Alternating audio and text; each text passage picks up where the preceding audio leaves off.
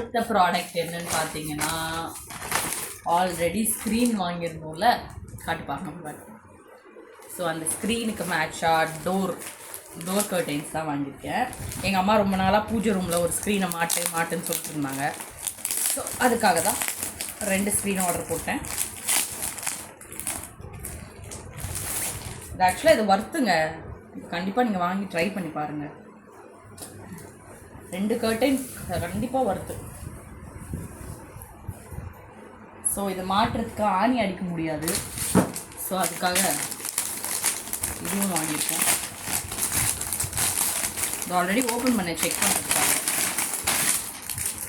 So readymade ஆணி. நான் இது எல்லாத்தோட லிங்க்குமே உங்களுக்கு டிஸ்கிரிப்ஷனில் கொடுப்பேன்.